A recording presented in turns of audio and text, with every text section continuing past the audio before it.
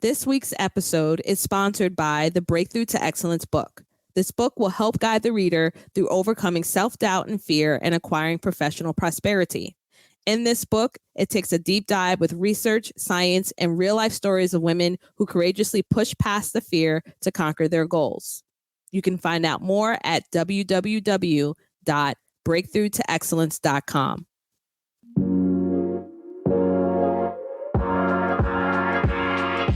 Welcome to the Breakthrough to Excellence podcast. I'm Jasmin Haley, healthcare provider turned educator, entrepreneur, and startup strategist. Not too long ago, I was burnt out, overwhelmed, depressed, and full of fear from a toxic work environment.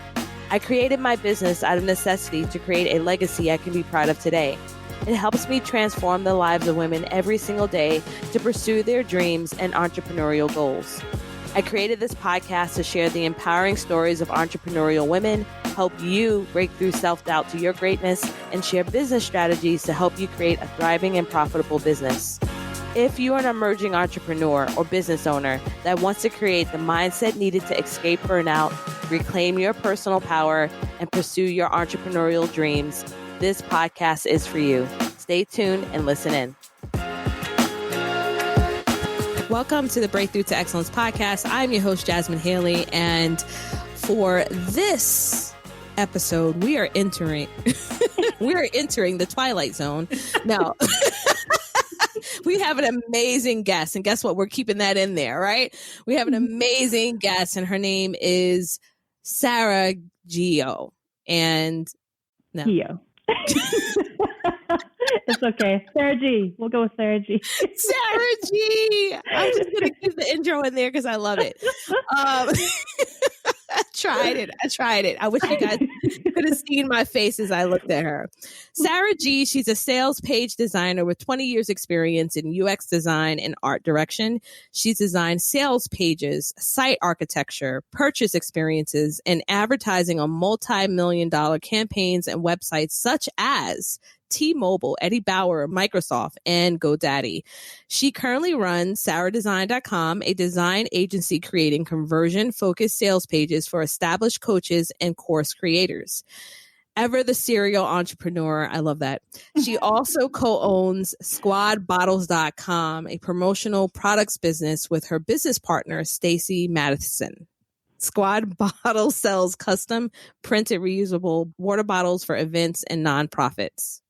Yeah. Welcome to the show. Thank you. Listeners, sorry for that cotton mouth there, but I'm super excited. We were joking right beforehand. That probably didn't help the fact that I'm supposed to be sounding like a news reporter as I'm reading that. And I'm just so excited. What you guys don't know is that I've been trying to track down Sarah for about a year and a half, maybe. And I finally got her. I'm so excited. Welcome, welcome, welcome. Thank you so much. All great things are worth the wait, right? Yes. Yes, we were introduced through the collective with Jessica Rodriguez. Shout out to Jessica. We love you. And so I want to get into like why you've gone into entrepreneurship. Just your entrepreneurship journey is so important to kind of hear because everyone's story is different. But I truly believe, like I actually have a little sign here, share your story to set someone else free. And I think yours is so unique in many ways. All of ours are, but I think yours is touching. So please share your entrepreneurial journey, what led you into what you're doing now. Yeah, thank you so much. So yeah, I live in Seattle. So over the years, I've been climbing the ladder in the design world with all those local tech firms. But in the back of my mind, I was like, oh, it'd be great to do my own thing and not be doing design by committee where there's like 1,000 people in the room designing over my shoulder. So I was kind of doing some things on the side. Yeah, it's crazy. Like all the directors and VPs and all that stuff. So I was kind of doing my thing on the side, but I hadn't really gotten the courage to take the leap and be my own business owner. And then a few years back, my husband had a couple health scares. So first he had a stroke, which is crazy because he was just in his early 40s. I'm like, I didn't know that was possible. It is. And it was caused from a blood clot. he recovered quickly. Luckily, he didn't have any paralysis. He had to take speech therapy, but he totally recovered. And then about a year later, we discovered he had cancer. And that was the thing that we think caused the clot, which caused the stroke. He's also completely recovered from that. Yay. Thank God. So yeah, he's, healthy again.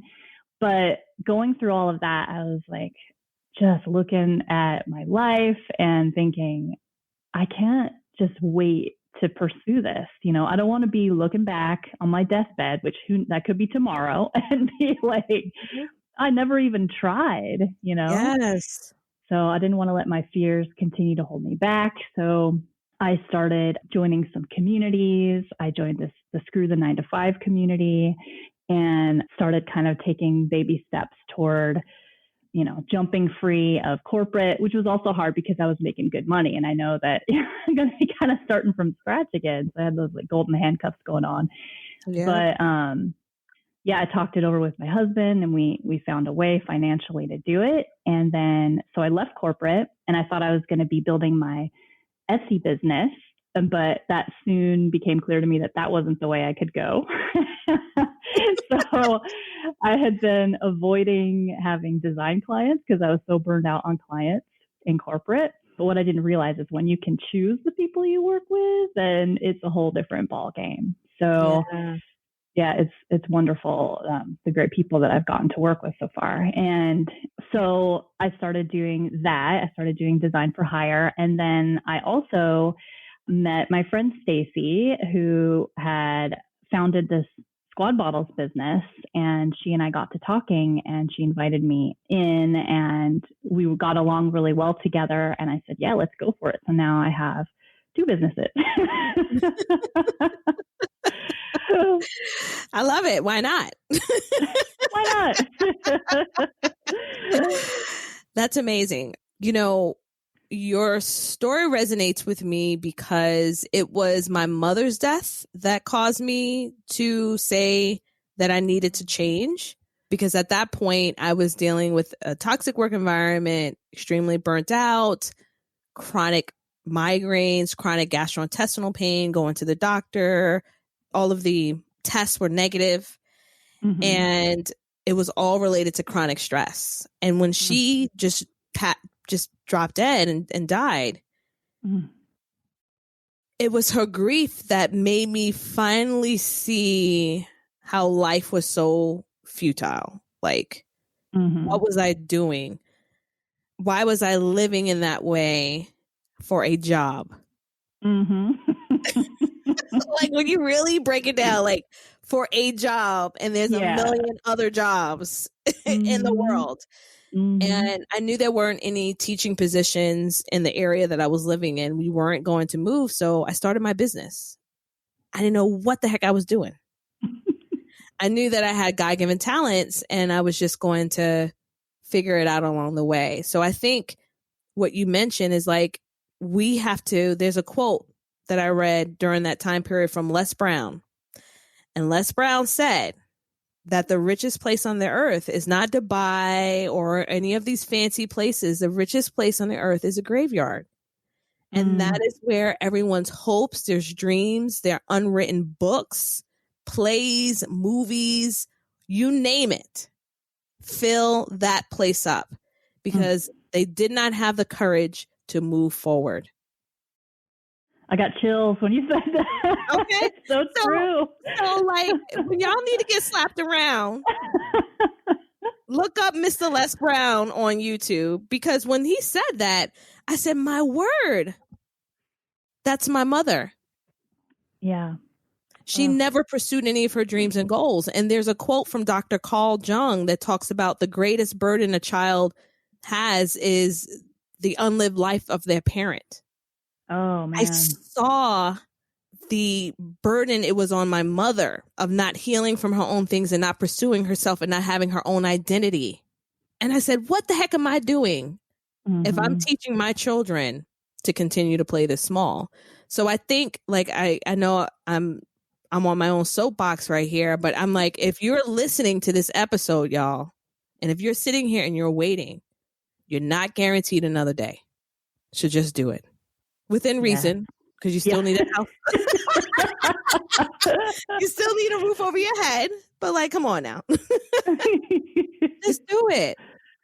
100%. Give it a try. Give it a try. Okay. So I want to talk about this partnership first before we get into kind of like how you've taken your skills and you've done the sales. You know, a lot of people, when they're looking into business, they're scared of partnerships. Mm-hmm. And they're uncertain of, is this the right fit for me? How do I make something like this work? So I would love to know, what are some key takeaways in your own experience with your partnership with Stacy that really helped you determine that this was a great fit for you? Because we shouldn't shy away from collaboration as entrepreneurs. Mm-hmm. In fact, it's essential to help you grow. Yeah. So one part of my story that I hadn't shared was I had done a partnership prior to this. So I had teamed up with a friend of mine. We kind of had this impulsive idea to launch a sticker shop business. And I was like, yay, I'll do the design. She'll do all the execution. It'll be perfect. And then discovered that I didn't like designing stickers or planners. I think they're cute, but I don't use a planner like that. And so I learned in that partnership, like, for one thing, I had to really enjoy the product. It's not something that I could get sick of. And she was a wonderful person, but I also felt like we didn't perfectly jive. Like, there were times where I was unsure if I was doing like my part enough for her, because I was also in a day job at the same time. Mm-hmm. And she was just very quiet about her communications, and everything was fine, but in my head it wasn't. So we had some communication, I don't know, issues seems kind of strong, but there was a little bit of communication issues happening. So I ended up leaving that business, and she's taken off and she's doing wonderfully. But having had that experience, I was like, okay, I got to be very careful this time around. But I knew from my friendship with Stacy that I had built over probably a year prior to that. I knew that we just got along really, really well. And she's the kindest, sweetest person. She had been running this business, like in the other partnership, it was a brand new thing. But Stacy had been running her own promotional products business for 10 years on her own. And this was like a split off of that of this one product that people love to buy, which was Nalgene water bottles. So she had the experience. I knew we got along really well. We were really good communicators. And she was just like, right from the get-go, when she put this idea in front of me, she's like, I want it to be 50-50. I just think it would be more fun. Mm-hmm. And I really liked that whole approach. And I talked to her openly too. I was like, I've had this other experience in the past. I want to make sure things are cool. And we had lots of conversations. We talked about where our skills were. Like, there's certain things that I'm just not that good at, like bookkeeping, for example. Anything to do with math, I'm like, just so you know, that's going to be all you. It's not going to be me. I can do the creative, I can do some marketing. But yeah, so we talked about those boundaries of like what she's good at, what I'm good at, and making sure that everybody was cool with that. Mm-hmm. And yeah, I mean, when she asked me, and we had met up for lunch at Mod Pizza. So this was over pizza. She's like she's like, oh, take your time thinking about it. But I felt instantly that I wanted to say yes. It just, mm-hmm. it felt really good, even though I had had an experience before where I was like, I don't know if I should do this partnership ever again. Yeah. So yeah, hopefully that's helpful. Yeah. Like, I recently ended a partnership, and I love the people that were in it. It just mm-hmm. wasn't working. It just wasn't working for me. And I think it's important for us to be honest. If you're not ready to have some tough conversations mm-hmm. and learn how to communicate clearly, you're going to be in trouble. Yeah. Because it's like a marriage. Oh, totally. It's so like a marriage, And when you start mixing business and relationships contractually, you better be certain. Also like a marriage. Yes. Also, like, this is it. Because like, to dismantle it's a big deal. It's a big mm-hmm. deal. It really is a big deal. But I also know, like, I kind of want to talk about collaborations also when it comes to like joint ventures and other type of partnerships, and kind of your take on that, being a serial entrepreneur, because unfortunately we can't grow our business but so much organically. Of course, we've got Facebook ads and things of that nature, but organic marketing could be leveraged very well with the right type of partnerships. So with your experience at being a serial entrepreneur, even beyond just you starting the business with Stacy, were there ways in which collaboration also helped your business to grow it even further, either one of your businesses? Yeah, for sure. I remember early on when I was still pursuing that Etsy shop, I was also building a course business teaching Photoshop. And I took a class to teach me what to do. And one of the things was to have a JV webinar with someone else. And since I didn't have an audience, but I knew somebody who did, and I felt like I could maybe talk her into doing this with me, I collaborated with her. And it was like, I know that I got the good end of that deal. Like, she was so generous. She first of all, she taught Facebook ads. So she ran some Facebook ads and she paid for them too. And we had like 1,000 people signed up for this thing. And this is out the gate. I'd never done this webinar before. We were teaming up and putting our product together. Yeah, she had a big audience. We had, 1,000 people who were like, yeah, I'm in. And she had like a great email, funnel set up with all these great emails. And I had what I had from the course, but I saw the value right away, right there, of how amazing that could be, partnering with someone else. And, you have your set of people that you can share them with, and vice versa. So it's an amazing thing. And, in that case, she did pay for some ads, but even without that, I know that would have been extremely helpful. And that's also with Stacy and I, like, we hang out in different groups. So there are some groups that I'm in where I'm engaging and helping people out. And then occasionally I post a picture of a bottle in there, and we've gotten a couple orders from that. And then on her side, she has learned how to do YouTube ads. Like, she took the classes and she took the course and she's run some ads. So we've had people come in that way. So even though, we are an official partnership, we both are bringing like those different pieces to the table, where even if we weren't together and it was just a JV thing, I could see how that would be super beneficial and valuable, just with each side bringing their expertise to the table. Yeah. So essentially it needs to be more than just, oh, you're a nice person. Mm-hmm. You got to be strategic. You got to be strategic in it. I mean, honestly, you should have good vibes. Your values should align, but you also should be strategic in like how can utilize each of your own skills to be able to grow your business that you've partnered together, or essentially each other's businesses, but with the use of a JV collaboration. Yeah, for sure. So, for the listeners that are listening now and they're considering partnering and they're considering and growing their business, what would you say are some key things they should look for before venturing out?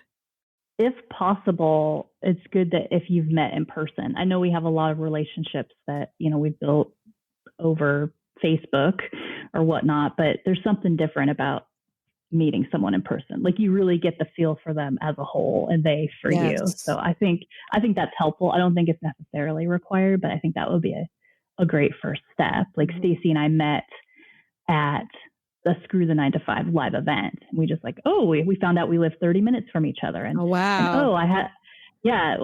imagine that we met in Texas, but we found out we live 30 minutes from each other in Washington State. And then I happened to have helped people with their drinkware businesses. And then she has this water bottle business. So it just kind of came together. So yeah, meeting in person, I think, is really helpful. Like you said, having the same values. I mean, we've communicated enough with each other and seen what the other person has posted online, and I see how much she cares about people and about their health. And, you just get a feel for a person. Yeah. And then for anything that you're unsure about, you can actually, talk that out too. Setting those kind of standards up front, just to double check. just like with the marriage, like you said, you're like, you got to be kind of like, the kids issue comes up, maybe the politics comes up. You figure those things out ahead of time. Right. Like, have you been married before? Are you still married? Like, we need to figure these things out. Yeah, it makes sense. You know what? And I even think like, I wouldn't be opposed to looking at someone's strengths assessment, because I like using strengths and Colby assessment to just see where theirs lie. Because some people say, yeah, I can do that. And their execution is like way down on the bottom. Yeah. They're more of an innovator or influencer, and yet they have good intentions, but that's not really their strength. So you can come into a partnership thinking like, okay, they're going to execute this, I'll execute this, and that's not where their strength lies. And then because the expectation wasn't clearly laid out, you haven't planned accordingly because of that, and hired the right type of people to help supplement the loss of the execution from their side, it can put you in a really big pickle. That is a good one. So I think that would be kind of, because sometimes people like, oh, they'll say who they are, but they don't really know.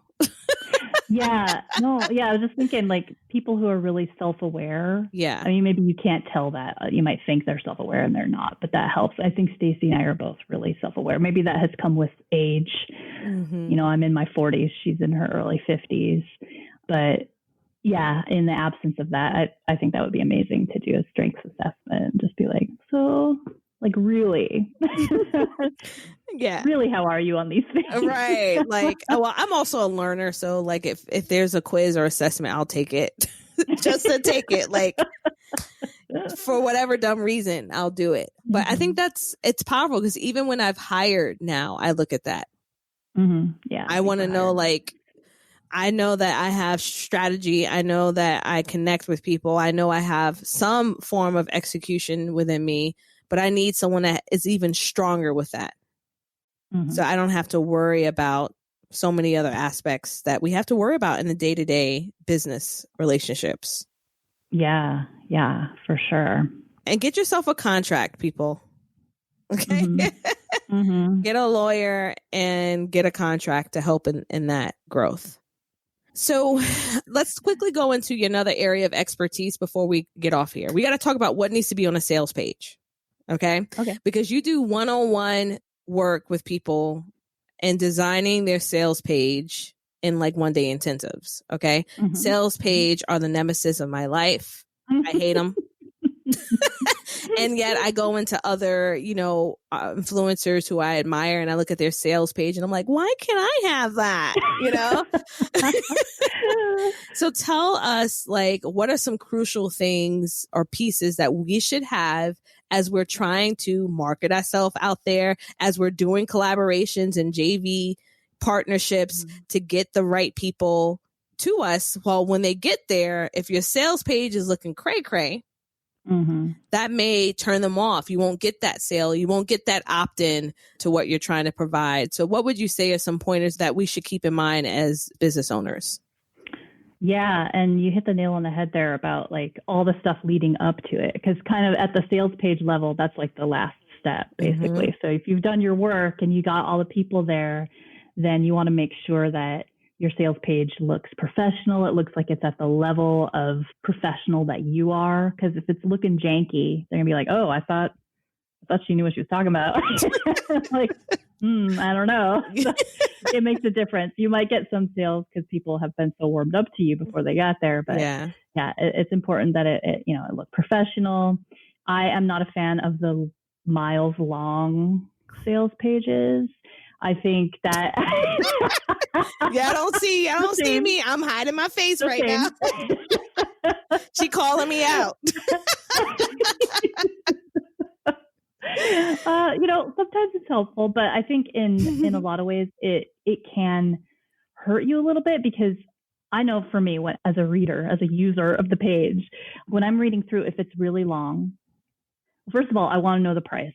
like quickly before I even read on, because I don't want to get all attached and then be disappointed. So I'm trying to like at least look at the price. So I like to have that somewhere a little bit middle, not like way at the bottom. And I think sometimes if it's really long, people get scared. They're like, this is complex. There must be something that I'm missing. Like if I don't read this entire page top to bottom, then I might miss some key piece that I'll regret later. And then what if I have to ask for a refund? And what's that all about? And so it can create a little bit of anxiety. Now, with any design on the internet, testing is important. Like I can give you this advice of don't make your sales page miles long, but if you have a really long one and it's converting, then you don't need to change anything. Yeah. But, if you can test like a shorter page and a longer page, if you have that ability, then it's useful. So the length I think is important. And you may have heard the term copy stalking, where you and you haven't heard that? Mm-mm. Yeah. So I think I learned it from Mariah Cause. And that is where you're kind of listening to your audience. Maybe you're surveying them. Maybe you're hanging out in groups where they are and you're seeing the actual words that they use. So you don't get caught up in using jargon that you're so close to it that they may not understand. And then you can just actually put it in their own words. And then they really, that's when you get that person that's like, are you reading my mind when they get to the page? Because you're saying the things in the real words that people would say. Yeah. So it helps if you can hire a copywriter, but if you can't, at least starting with, or, not yet, at least starting with gathering up some of those words will help you. Mm-hmm. And then, get those important pieces up at the top of the page that is about the benefits of what your program is. Now, benefits are different than features. So that's like the transformative part, this is what it's going to do for you. And then as you go down further on the page, you can get into the features of like, it has a Facebook group and it has one-on-one coaching and there's Voxer access and like all those details. But hitting, strong from the top with those benefit pieces, like what they're really going to get out of the program is important. There's templates out there that you can follow too. Or if you look at a bunch of other people's sales pages and you kind of try to analyze it, you can sort of figure out, okay, this is the section where they're talking about benefits. And oh, here's the section where it's like about me or about your coach or about your teacher. And they're talking about themselves. And oh, here's the testimonials section. And maybe here's a video that kind of describes things. And then you get to like the features section, like I just said, which everything that's included. And the FAQs at the bottom, maybe like a money back guarantee, or there is no money back guarantee. Nope. Getting that on there. Yeah. No refund. You commit. Yes, I am here to help you. We will get through this, but no. Not for a digital product.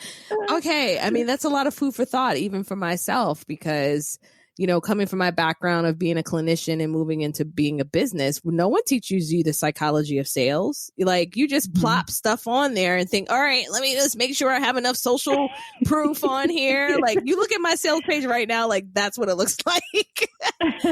But hopefully by the time you're listening to this recording, it will be changed. Because I can see, like even thinking about my own client is overwhelmed already with making decisions in their business. They are, trying to get their business organized. They want to scale and grow it. Imagine coming to a long sales page copy and seeing all these words and they're already overwhelmed. Yeah. And exactly. it didn't even click until you said that,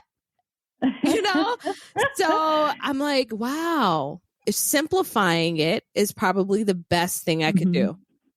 Yeah, give them less to look at, because the more they have to look at, it really overloads their brain for sure. And that's also with the words too. Like don't put, shadows on your words and layer them on top of like really busy photos. Make like lots of space around things. Don't be afraid to have empty space all around the margins and images that kind of recede into the background. And don't center align all your text. Try to left align whenever possible. That's another tip, that it's hard for people to read center aligned text when it's really long, like paragraph. Yes. It's easier to keep your text kind of skinny, like a skinny column, and left align whenever you can. Wow. So make sure it looks good in mobile too. Sorry. I'm like, and this, no, and that. No. This is why I hire. I delegate. I don't have time for that no more. All right. That's wonderful. Thank you so much for sharing those tips. And that's, I mean, it's necessary, for us to hear, like, as we're trying to get more visible, elevate our brand with either partnerships or starting another business with someone else. At the end of the day, you have to be able to communicate your transformation to that client so that you can remain profitable. And I think that's the biggest challenge, is really doing that trial and error of finding exactly what works for them and that makes them want to seek you out for the problem that they have. Yeah, they can see that it's built exactly for them and the transformation they're looking for. Yeah, absolutely. All right. This is my last question. If we were to go back to when you first started your business, very first month, day, year, what piece of advice would you give yourself? I think to put less pressure on myself to do things perfectly. I have a perfectionism thing, and I'm like, I'm working on it. Like, it's never going to end. But like, to maybe treat things as experiments. Yeah. Because as I've pivoted like 5,000 times over the past few years, every time I was like, this is it. This is the plan for life. Final thing. And then it doesn't work out. And I'm like, oh, I failed. Ooh. Now I have to pivot. How embarrassing. Yeah. But if I thought of it as an experiment and where I'm just like gathering data, then I don't feel like I've failed. I'm learning and I'm pivoting, and it's okay. And that I would also like to know ahead of time that I was going to pivot a lot. And that's okay. Listen, I just pivoted this year and it literally took the life out of me. Like, seriously. Lots of tears. Okay. Lots of tears. Oh, yeah. It's a lot of mindset work that you've got to work through in any type of pivot. I would have to say. But yes, thank you for sharing that. I think that's so true. And I love the fact that you said you pivoted 5,000 times. And let us know, like, you make your business how you want to make your business. And it's okay for you to change it up if you need to. It is, for sure. All right. Please let the listeners know where they can find you, how they can work with you, and all that jazz. Yeah, for sure. So if you need custom printed reusable water bottles, then you can head to squadbottles.com. We also have an Instagram, which is @squadbottles. And if you want to work with me on a design intensive, then, and I don't just do sales pages, I can do other things too. I'm over at sarahdesign.com. That's Sarah with an H. And on Instagram, my account is Sarah Design Agency, and I hang out a lot in there. I love getting DMs in there. So reach out anytime. Awesome. Well, thank you so much for being on the show. I really enjoyed this conversation today. Me too. We should hang out more often. I know. Thanks for tuning into the show. Dive in deeper by visiting the show notes for this episode or listening to more episodes on jasminhaley.com. If you found value in the show, share with a friend or leave us a review. I'll see you next time.